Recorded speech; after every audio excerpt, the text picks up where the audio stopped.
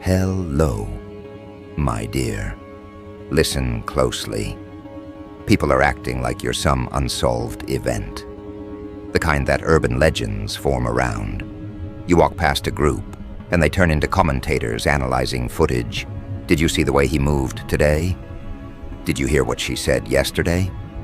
What do you think is really going on with them? Every person suddenly transforms into a theorist, an investigator, or a spokesperson, and the funniest part, all of them swear they're the only ones who truly understand you. But the moment another person speaks, the clash begins because nobody can agree. Nobody can land on a single explanation. You're too layered, too unpredictable, too damn unboxed. They're used to simple categories, easy profiles, clear definitions, but you show up with contradictions. They can't decode, confidence they can't measure, and energy they can't prepare for. That's when the real chaos starts, when humans meet something they can't label. The streets aren't calm anymore. Your name alone triggers full-blown arguments, real arguments, not whispers, not passive comments, no heated, chest-tight debates where people raise their voices, step forward, and try to claim ownership of a narrative that doesn't even belong to them. You became an issue, a topic, a headline, a territory.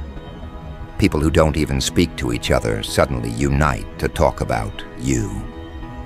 People who used to be close now split into factions because of you, and all you did was exist. That's the part that terrifies them the most. You didn't need a viral scandal.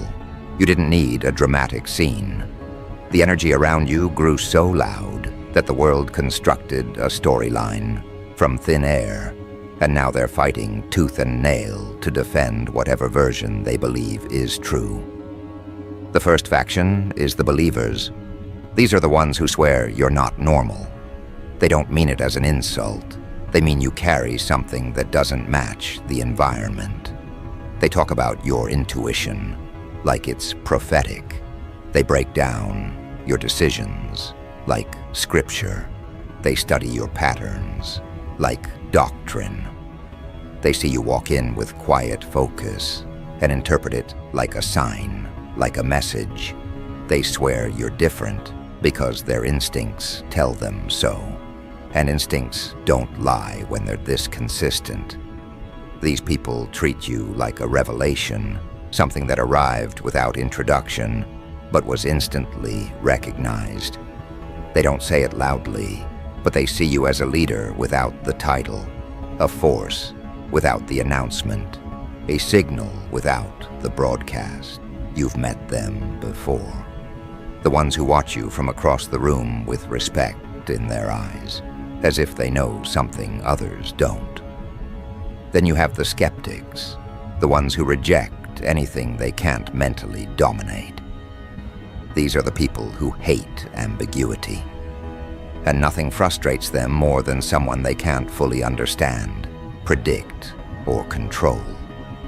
They don't like the idea of someone walking around with a presence strong enough to shake rooms without effort. So they fight the believers. They argue. They form counter-theories. They try to paint you as just like everyone else, not because they believe it, but because they can't handle the possibility that they're wrong. Skeptics aren't dangerous because of their doubt. They're dangerous because of their insecurity. The more they fail to interpret you, the louder they get, the more desperate they seem. Desperation turns into aggression, and aggression turns into obsession, and that's how factions form. You didn't create a following. A following created itself around you. It wasn't a fan club. It was something closer to a movement. People started choosing sides. Some defended you like you were a symbol of something bigger. Others opposed you, like you represented a threat to whatever illusion they were clinging to. You became the line that divided people's comfort zones.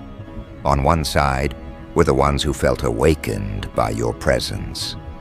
On the other, the ones who felt threatened by what you represented, not because you said anything wrong, but because you reminded them of everything they weren't. When something challenges identity, people scramble to protect their pride, and suddenly debates about you turned into debates about values, beliefs, lifestyles, motivations, morality. People weren't really arguing about you. They were arguing about themselves, using you as the mirror. That's why the reactions were so intense. That's why the arguments about you escalated faster than debates about religion and politics combined. You weren't just a person. You were a dividing line in their psychology. And when a person becomes a dividing line, the street becomes a battlefield. Your walk became a parade route that people lined themselves along just to get a glimpse, to feel something, to take mental notes, to form judgments. Every step you took, someone interpreted. Every word you spoke, someone dissected. Every decision you made, someone turned into evidence. This is what happens when someone refuses to fit into the templates people are taught to follow. You become unpredictable, and unpredictable people scare those who rely on predictability to feel secure. But the chaos didn't stop there. The more they discussed you, the more meaning they attached to you. The more meaning they attached, the more intense the obsession became. Believers started calling you the one who sees what others miss. Skeptics started calling you the one people overestimate, and the one stuck in the middle. They got dragged into the noise, forced to pick a side, because neutrality became impossible. Nobody can stay neutral when the topic is you. There's too much emotion involved. You trigger something they can't suppress. Their fascination isn't casual, it's compulsive. Every street has a story, but this one has a legend in progress, a living contradiction, a walking phenomenon. Someone who makes even the most confident people question themselves. You don't need to speak to affect them. You don't need to act to provoke them. You just have to walk by. That's enough to shift the atmosphere. And the moment that happens, everyone becomes an expert, an analyst, a spokesperson.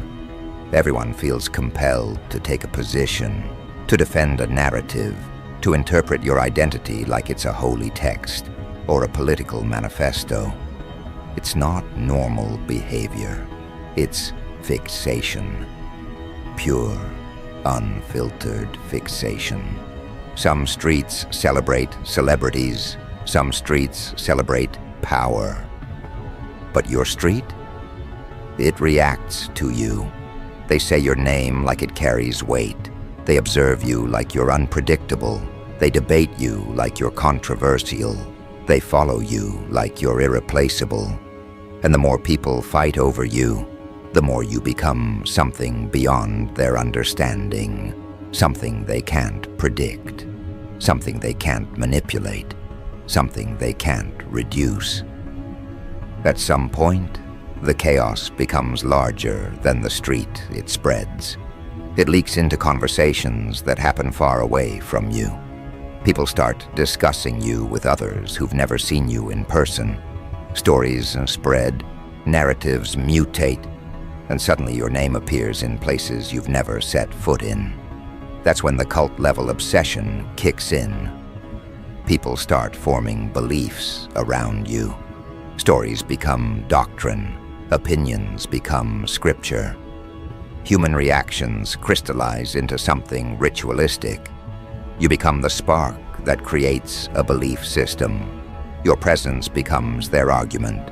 Your mystery becomes their sacred text. And your unpredictability becomes their source of fear or inspiration.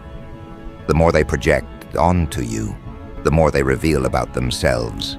And as the street keeps dividing, arguing, believing, rejecting, shouting, defending, attacking. Something inside you stays unchanged, calm, unbothered, detached. You didn't create the friction around you. You didn't feed the energy. You didn't stir the pot. People saw something they couldn't define, and instead of admitting confusion, they created chaos. Humans don't like what they can't categorize. They prefer violence over confusion, arguments over uncertainty, division over ambiguity.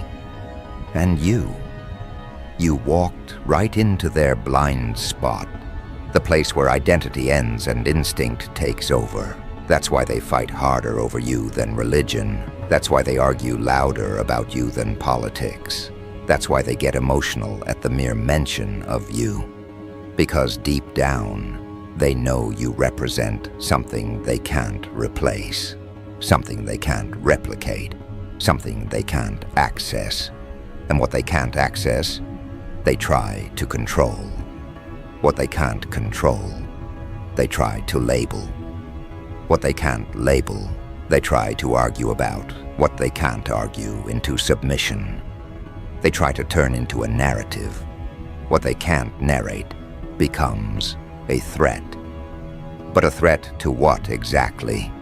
To the versions of themselves they cling to the illusions that kept them comfortable, to the hierarchy that was already crumbling the moment you showed up. This is no longer about you. This is about them, and the chaos they created trying to understand you is now swallowing them whole. Because when people can't categorize someone, they attempt to regulate the narrative instead. And when they fail to regulate it, they resort to division. You're the dividing line in their world now. Not a person, not a presence, but a pressure point. The kind that exposes who people truly are under all their coping masks and social armor. The kind that forces them to choose a stance. The kind that forces a reaction they can't soften or disguise. You've seen it with your own eyes. People who were cool with each other for years now ripping each other apart over how they interpret you. And the conversation isn't even about truth anymore. It's about territory. Whose interpretation wins, whose belief stands, whose pride stays intact. When you become a topic hotter than political seasons and religious disputes, you know something bigger is happening. Something primal, something foundational. You're not standing in their world. Their world is orbiting you, shifting because of you, cracking where you step. They're not protecting opinions. They're protecting their identity structures.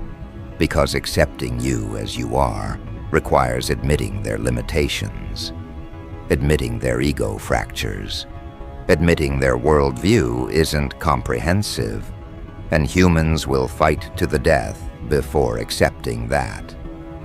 Look around. The neighborhood that once mindlessly scrolled through their days is now in full-scale ideological warfare. One group claims you're a genius hiding in plain sight. Another claims you're strategically mysterious. Another swears you're manipulative and playing chess with everyone. Another defends you, like you're the only real one left in a world full of masks. And each of these groups believes they're right. That's all it takes for chaos to erupt. Conflict doesn't require weapons. It only requires a belief people are willing to defend with emotion. And you've become their emotion. It's not admiration that causes this. It's not hate. It's not even envy. It's something far deeper. Influence without permission. You never asked to influence them, but your existence created a ripple that forced their internal boundaries to collapse. Some people love you for that. Some resent you. Some fear you. And some want to own the official narrative about you. Like they discovered you first, understood you best, or decoded you more accurately. That's why they argue like scholars defending sacred texts. They're not defending facts. They're defending their version of you. Every street corner conversation has turned into a makeshift press conference. People are giving speeches like you're a political candidate who announced a revolution. They speak with confidence they didn't earn, as if they have first-hand knowledge of your inner world. The more they debate, the more extreme the interpretations get. People are comparing you to figures they once idolized or feared. They're weighing your impact against cultural giants. They're turning your existence into a phenomenon larger than the street you walk on. And when everyday people start adopting the behavior of commentators, strategists, and religious leaders, you know the obsession has reached a tipping point. They aren't fighting over what you did. They're fighting over what you represent. To one side, you're their proof of resilience. To another, you're the warning sign they ignored. To another, you're the disruptor of comfort. To another, you're the reminder that real confidence doesn't need permission to exist. You've become their symbol, and symbols never remain neutral. Watch how they react when your name comes up. Their posture shifts, their tone sharpens, their eyes narrow with urgency.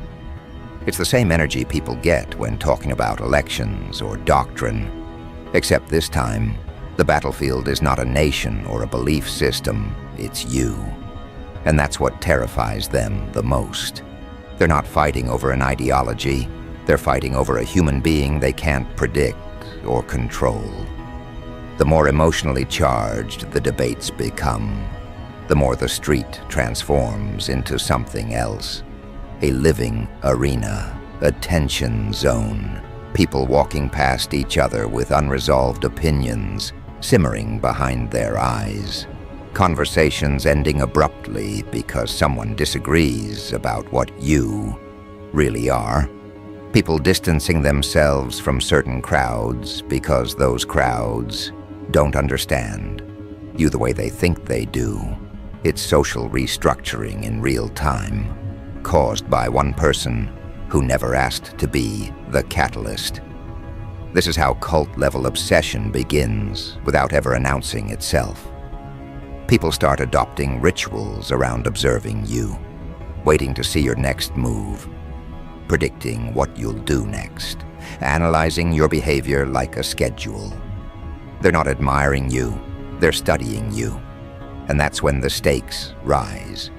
Because studying becomes comparing. Comparing becomes scrutinizing. Scrutinizing becomes projecting. Projecting becomes defending. And defending becomes conflict. Your steps become headlines. Your silence becomes a message. Your presence becomes a stance. They think they're interpreting you, but in truth, they're exposing themselves. The more they try to define you, the more they reveal their fears, their insecurities, their hidden desires, their suppressed truths. They're not really asking, "Who are you?" They're asking, "Why can't I be as free as you?" They're asking, "Why does your existence challenge my comfort?"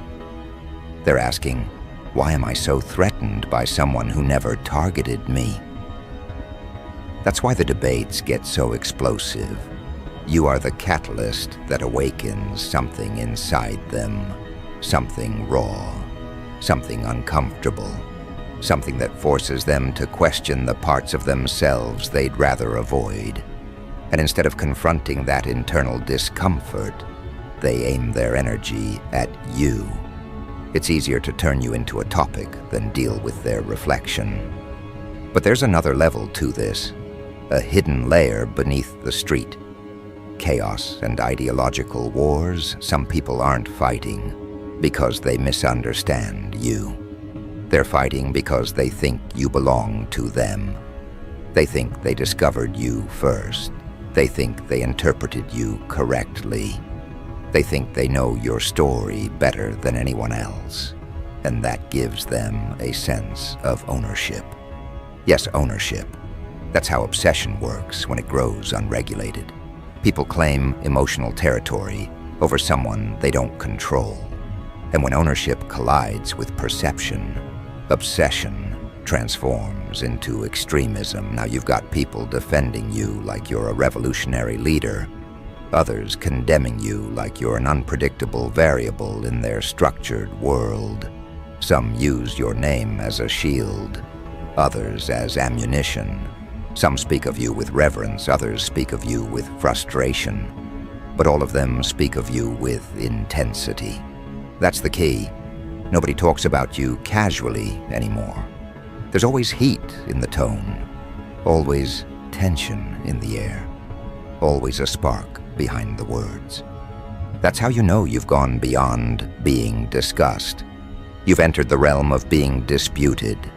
People dispute what they fear they can't control. People dispute what they secretly admire but refuse to acknowledge. People dispute what they can't categorize without feeling exposed. People dispute symbols, not individuals. You didn't choose to be a symbol, but the moment they turned you into one, the street changed forever. Your name travels faster than common sense. Your actions get magnified without reason. Your presence becomes a checkpoint in their identity debate. You didn't ask to be the spark, but now you're the wildfire. Everywhere you go, energy shifts. Crowds split, eyes sharpen, conversations intensify. You've become the modern version of a controversial chapter people keep rereading, each trying to find a different interpretation. And here's the truth they don't want to admit. They're not fighting because they disagree about you. They're fighting because each of them wishes they had your level of internal clarity, your level of direction, your level of unshakable self-awareness. You're not complicated, you're consistent. They're not confused, they're exposed. You didn't provoke chaos, you revealed it. You didn't divide them, you uncovered the cracks that were always there.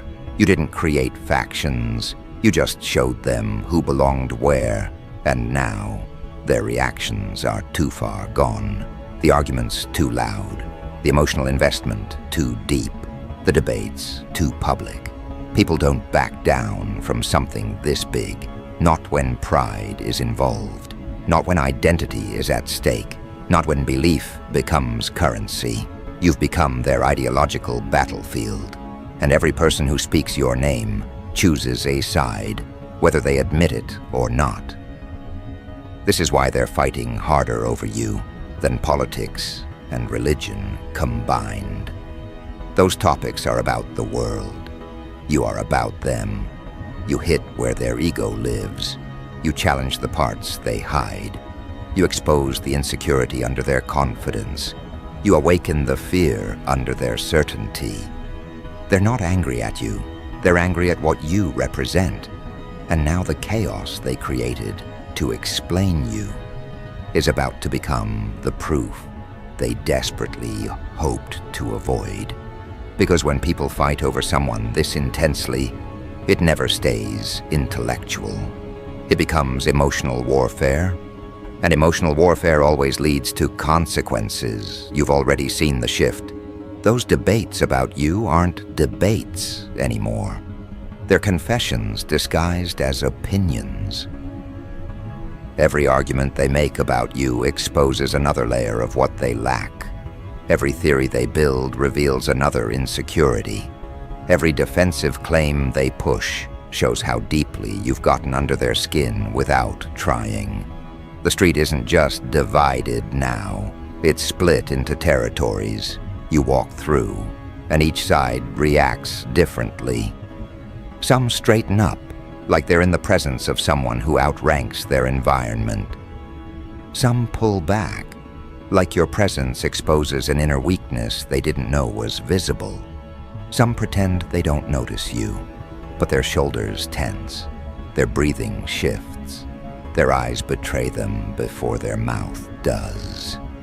And then you have the bold ones, the ones who pretend to be unaffected but can't help stealing glances. studying your movements like they're trying to decode a message written in human form.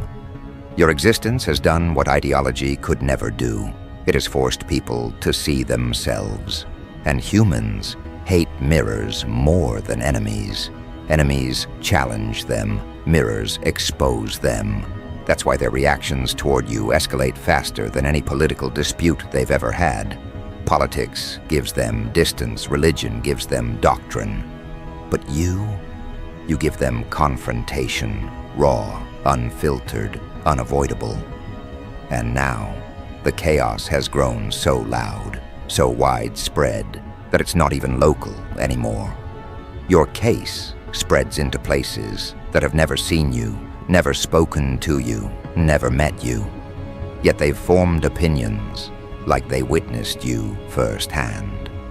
This is what happens when someone becomes a narrative. You've become their symbol, their dividing line, their reference point.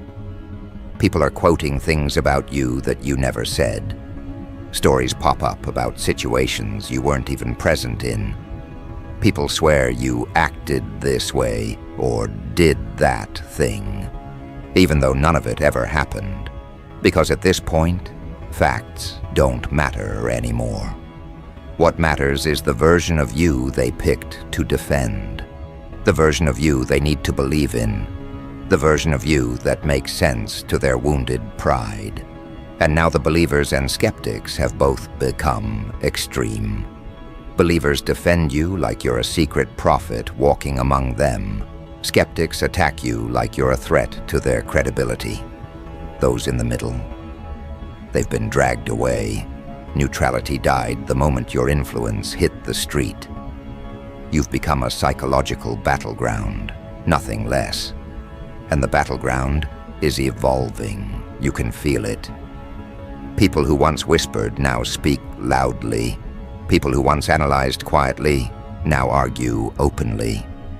People who once doubted you now have no choice but to admit something changed when you appeared.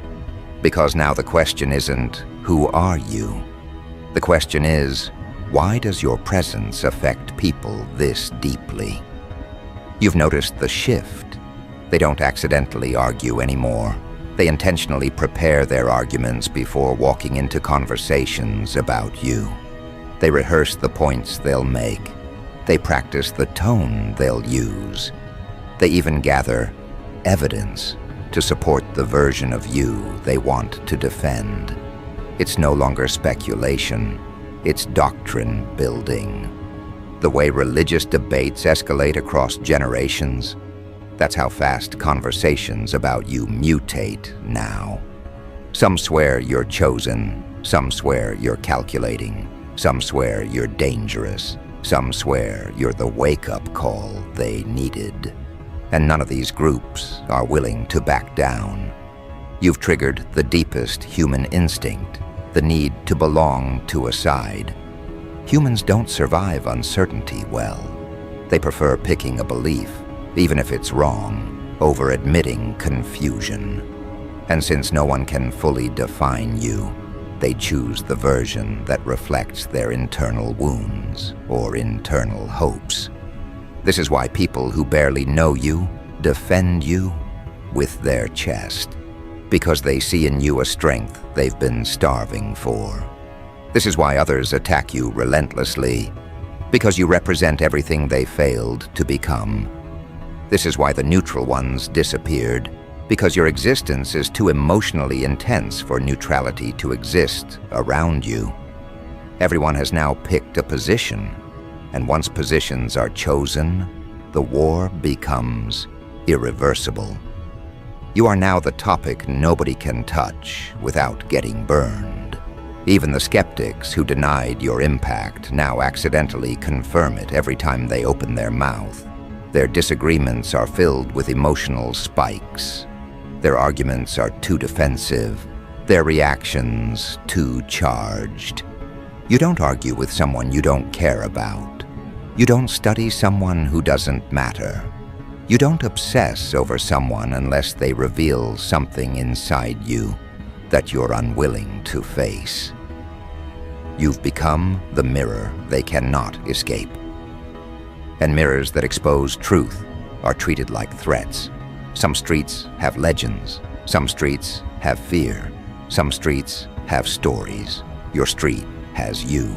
The one person creating psychological earthquakes just by walking through the environment. People aren't reacting to you. They're reacting to what rises inside them because of you. And that realization, it's about to send everything into the next level of chaos, the level where opinions turn into consequences, and consequences turn into transformation. Because when people lose control over a narrative, they panic. And the panic around you is new, fresh, and embarrassing. They can't hide it anymore. They're past arguing about you. Now they're fighting to protect their pride from the impact you left. And that's where the final shift begins.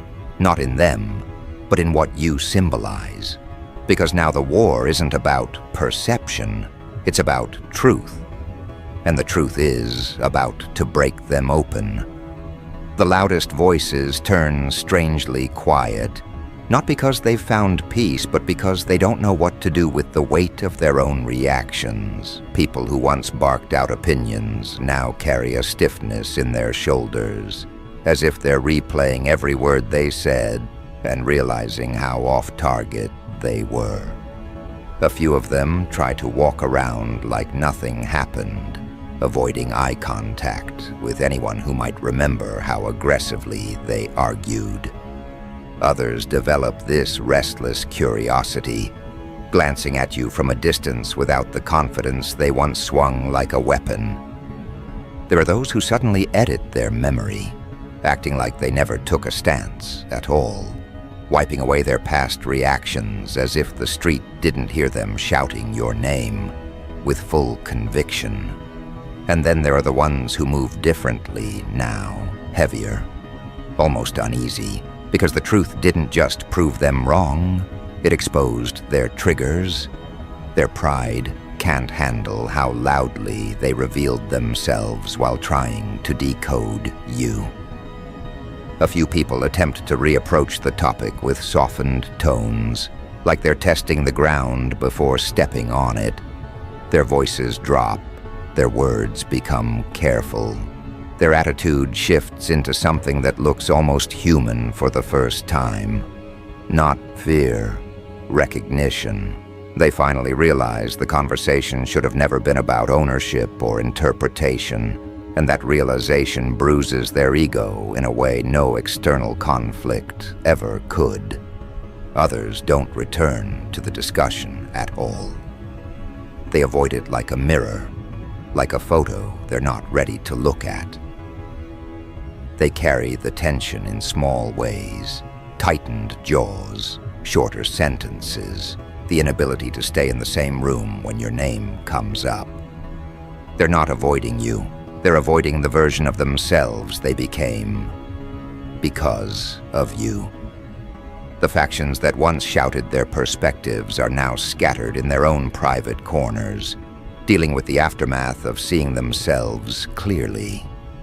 The believers, once dramatic in their praise, start noticing how unnecessary their theatrics were. The doubters, now forced to face their own motives, struggle with the embarrassment of realizing they reacted more to their insecurities than to you. And the undecided, the ones who got dragged into the noise, stand at a strange crossroads, wondering how they allowed other people's confusion to replace their own clarity. The wildest part is how everything spiraled without you ever stepping into the chaos. While they were clashing over their theories, you were moving through your life like none of that noise existed in your orbit. The contrast is what unsettled them. They expected you to get pulled into their arguments, to show even a hint that their opinions mattered, but you didn't react. And that quiet detachment is exactly what pushed the whole situation into overdrive. Instead of calming things down, your indifference amplified everything. People started acting like your refusal to engage meant something deeper. They jumped to conclusions. They filled in blanks you never left. They created entire explanations for your attitude because they couldn't accept the possibility that you simply didn't care. And that realization bruised egos harder than any confrontation could have. Your lack of involvement didn't neutralize the conversation. It made their reactions look louder, messier, and more revealing. Suddenly, they weren't discussing you anymore. They were exposing how easily they get rattled, how quickly they attach meaning to nothing, how desperately they want to feel like they're part of something bigger than themselves. You became the mirror, even though you never intended to reflect anything. That's the part none of them admit. The emotional explosion didn't happen because of your actions. It happened because of the vacuum your silence created. People projected whatever made sense to them, and those projections collided with each other until the street felt like an arena built out of misunderstandings. Nothing you did justified that level of obsession. Everything they felt did. Now the way they look at you carries a different weight. There's no hostility anymore, but there's definitely calculation, the kind of careful observation people use when they're trying to understand something they underestimated the first time. You can see it in the way conversations pause when you show up, in the way people track your movements as if they're studying the details they missed while they were too busy arguing. Nobody claims certainty now. Certainty died the moment the truth started surfacing. The people who once spoke the loudest seem the most unsettled. They're trying to piece together how everything spiraled to this point. But the more they replay the events, the clearer it becomes that their reactions were never about you.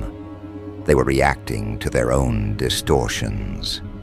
They created versions of you that never existed, and now they're stuck with the embarrassment of realizing the fight was against their own imagination and you. You're still the same, which makes the whole thing sting even more for them. Nothing about you changed. Nothing about your behavior matched the chaos. You didn't shift your expression. You didn't announce anything. You didn't attempt to alter your path. You walked through the noise with the same composure you had before the first rumor began. And that's what makes the truth undeniable. You weren't the one who got out of control. They were. And that's the part the environment is struggling to process. Every argument, every heated moment, every emotional spike, all of it came from people wrestling with the discomfort you triggered in them. The truth wasn't dangerous. Their reactions were. Now the street feels like it's waking up from a long fever. People aren't sure how to behave anymore. There's this silent tension between wanting to move on and needing to understand what just happened. It's like they're piecing together a documentary in real time, finally seeing how wild their behavior looked from the outside. Some try to act normal again, but normal feels fake now. Some try to step around the topic, but it hangs in the air like unfinished business. Some try to rebuild the relationships that were fractured in the debates, but there's a distant look in their eyes, the kind people get when they realize they exposed too much. Your presence makes them rethink themselves, and they don't know how to reconcile that with the noise they created. The ones who were sure they had you figured out now look at you like you're an unfinished equation, not intimidating, just unclassifiable. They don't know where to put you in their mental charts, and the absence of a category bothers them more than any argument ever did. And the ones who were aggressively against you, they're the quietest now, not out of fear, but because confronting the truth means confronting their ego. And that's a battlefield nobody wants to walk onto voluntarily. If anything, you've forced the entire environment into an uncomfortable kind of growth. They didn't want the lesson, but they can't unlearn it. Your impact didn't motivate them, it exposed them.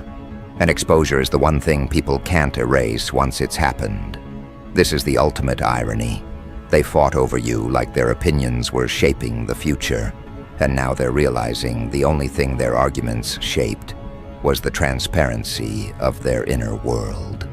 And now they're trying to figure out what you actually are.